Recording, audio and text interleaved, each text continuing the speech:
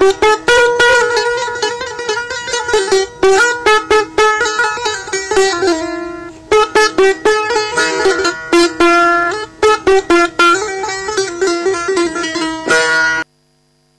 के बाद खुशामदीद। हम बात कर रहे हैं कि स्वात की जो टूरिज्म इंडस्ट्री है उसको कैसे रिवाइव किया जा सकता है, क्या करने की जरूरत है। आप कुछ कहना चाह रहे थे? जो बात चल रही थी सजेशंस की, फंड यूटिलाइजेशन की, तो ये एक बहुत ही अहम बात है। नईम अख्तर साहब बैठे हुए हैं और मैं चाहता हूँ कि यहाँ पर जो फंड यूटिलाइजेशन का या NGOs के ऑपरेशन का जो सिलसिला चल रहा है ये नॉन ट्रेडिशनल होना चाहिए।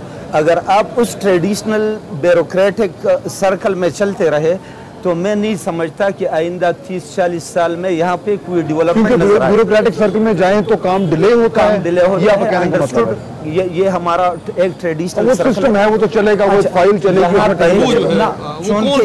क्योंकि यहाँ पर कंडीशंस एबनॉर्मल है। हम 3 महीने से ट्रामा में है, बहुत बदहाली में है, हमारा पूरा सिस्टम जो है डाउन टू अर्थ है।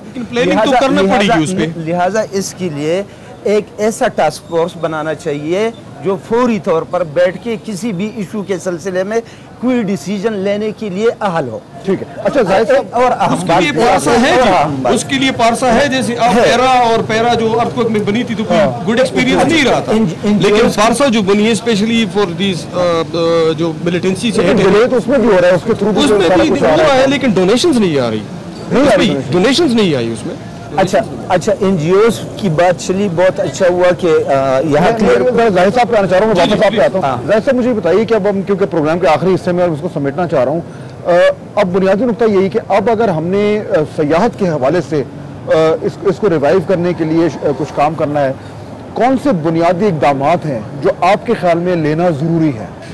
जैसा कि मैंने पहले भी अर्ज़ किया कि इस वक्त हमें टूरिज्म भी नहीं जाना चाहिए। इस वक्त हमें टूरिज्म की फैसिलिटीज को प्रोवाइड करनी है। ठीक है, उसके लिए क्या करना चाहिए? उसके लिए पहले जो हमारी रोड हैं उनकी हालत ठीक करनी चाहिए।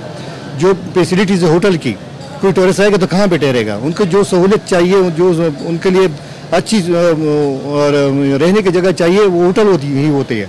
अगर होटल ही ख़राब हो, उनमें ट्रेन लोग नहीं हो, उनमें वो फैसिलिटी नहीं हो, तो कोई टूरिस्ट आगे तो कहाँ पे ठहरेगा? तो लेकिन ये कौन करे सर? हुकूमत करे? ये हुकूमत का काम है, क्योंकि जो ये स्टेट की जिम्मेदारी है कि हालात उनकी वजह से ख़राब हुई। अगर वो अपनी जिम्मेदारी वक्त पे पूरी कर लेते तो यहाँ पे ये सूरत हाल नहीं हो सकती थी।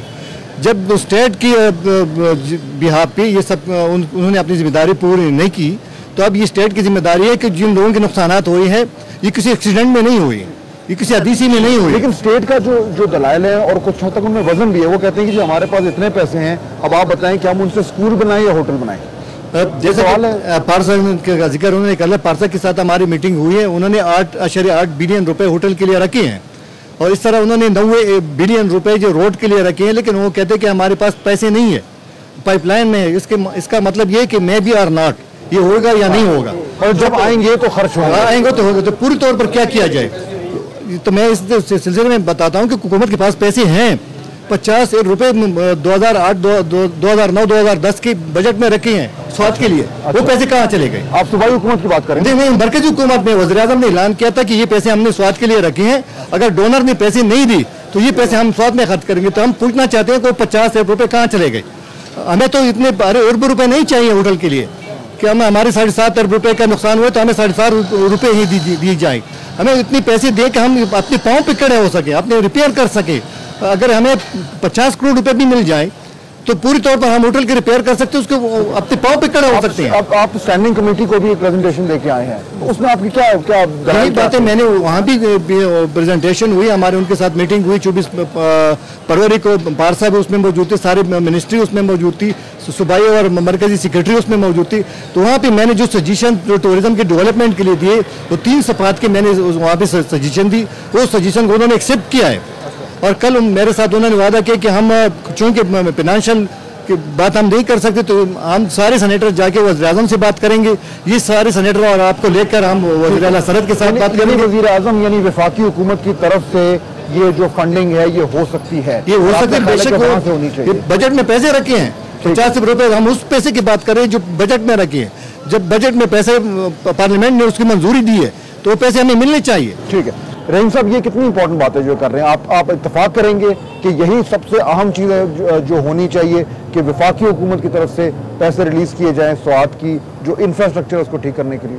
मोहतरम, वफाकी हुकूमत का मैं एक और हुक्म आपको बता देना चाहता हूँ कि वाज़ेह अहकामात के बावजूद वज़ीर-ए-आज़म गिलानी का कि जितनी भी ज़री कर्जे है, जितनी भी तिजारती कर्जे है, सनअती कर्जे, वो सारे उन्होंने माफ़ किए, उसका कोई मानता भी नहीं। अभी भी बैंक वाले हमारे ताजरों को नोटिस दे देते हैं, वाज़ेह अहकामात के बावजूद कोई उस पर अमल नहीं करता। क्यों नहीं हो रहा? ये हमें पता नहीं है कि हुकूमत कमज़ोर है या ये महकमे ताकतवर है। असल मसला ये है कि यहाँ मैं आपको मेन बात बता देना चाहता हूँ कि यहाँ दुकानों की जो सर्वे हो गई है, जो मोटर गोले से मुतासर हो गए या धमाकों से, सारे दुकान के बिल्डिंग का कीमत 2 लाख रुपए है, लेकिन उसमें अंदर ताजरों के सामान 15, 20, 30 लाख रुपए का है। उसका वो सर्वे तो हो गया है, दुकान का लिखा है कि मसमार हो गया है, बिल्डिंग मुतासर, लेकिन नीचे किराएदार वालों का कोई एंट्री भी नहीं हुआ आज तक। तो अब क्या करना क्या चाहिए? मेरा मकसद कहने का यह है कि सबसे पहले तो गिलानी साहब के हुक्म पर अमल दरामद हो जाए, जितनी भी कर्जे है, लोन वगैरह लिए है, ज़री सनाती तिजारती लिहाज से, वो सारे उनके हुक्म के मुताबिक वो माफ़ हो जाए। और दूसरा ये है कि इसी ताजरों को अपने पूरे पर खड़े होने के लिए आसान अक़सात पर कर्जे दे दे, ताकि ये न हो जाए तो वो ताजर जो लोगों को खैर और ज़कात दे देते, अब वो बकारी बन गए। आप किसी मस्जिद में आके नमाज पढ़ ले, चारों कोनों से आपको चीखों पुकारों की आवाज़ें सुने आएंगे, लोग हैरान और परेशान है, भूख से मर रहे हैं। नहीं साहब, अगर कमिटमेंट हुई हुई है, जो ये बात कर रहे हैं, कमिटमेंट हुई हुई है एट द हाईएस्ट लेवल, तो फिर क्यों नहीं फेडरल गवर्नमेंट की जो है कॉम्पिटेंट, आप उससे वहाँ से पूछ ले कि यूटिलिटी बिल्स और इसका जो हुआ था, जैसे सर साहब कह रहे हैं, बिल्कुल ये उन्होंने कमिटमेंट की थी तो उसको फुलफिल करना चाहिए फेडरल गवर्नमेंट। लेकिन बिल्कुल यूटिलिटी नहीं हुआ है। यूटिलिटी बिल का मसला ये है कि 3 महीने हम नहीं थे, हम नकल मकानी हमने कहे थे, न इधर बिजली का सिस्टम था, ट्रांसफार्मर सड़कों पर पड़े थे, तारे सड़कों पर पड़े थे, न इधर पानी का सहूलत था। लेकिन आने के बाद आप यकीन करें कि उसी 3 महीनों के अब भी बिल लोगों ने अदा की है। मैं आपको मिसाल देता हूँ, भी पानी का ठेका दिया है TMA वालों ने एक ठेकेदार को, तो जब इन्होंने ठेकेदार को छूट नहीं दिया तो वो पब्लिक को कैसे छूट दे देंगे? ये तो हवाई मुर्गियाँ उड़ाते हैं, सब अखबारों की जीनत बनते हैं, खबरें टीवी की खबरें बनते हैं। मेरे कहने का मकसद है जब हुकूमत सहूलत दे दे तब भी लोगों को सहूलत मिलेगा ना। एक बार ऐलान कर दिया है तो सोचना चाहिए। वो तो ये है कि उसमें जो ऑटोनोमस बॉडीज है, जैसे वापडा है, PTCL है, वो बॉडीज इन्वॉल्व है ना जी, एग्रीकल्चर डेवलपमेंट बैंक वो भी इन्वॉल्व, ये जो है अपना ज़री बैंक इन्वॉल्व है। उनको अनाउंस करना चाहिए था। सही है, अगर तो उन्होंने ऑटोनोमस बॉडीज की तरफ जाना है, ये इम्प्लीमेंट होना चाहिए। तो उन्होंने वज़ीर-ए-आज़म ने ये बिल्कुल यहाँ पे जो है मैं डिस्ट्रिक्ट गवर्नमेंट जो है एडमिनिस्ट्रेशन की तरफ से ये कहना चाहूँगा कि इसमें लोगों में बदली इससे बिल्कुल है, लोग जो है वो बरमलाई सा इज़हार करते हैं, जैसे रहीम साहब ने कहा।